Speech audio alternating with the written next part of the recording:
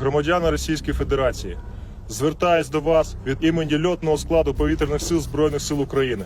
На даний момент ваша держава є згоєм для всього цивілізованого світу. Ваша валюта перетворюється в папір, вас викидають з усіх міжнародних змагань. Всі країни Європейського Союзу закрили свій повітряний простір від вас. Весь світ відноситься до ваших керівників з зневагою та відразою, вводить персональні санкції. Ті з ваших співвітчизників, які пішли воювати в Україну, загинули, ще більш вдаються в полон.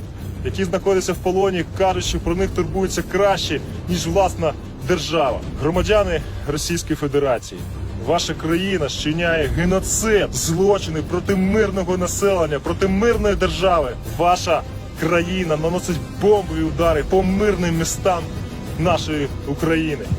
За це все ви будете нести відповідальність, тому що зараз поводитесь бездіяльно, а значить підтримуєте режим Путіна.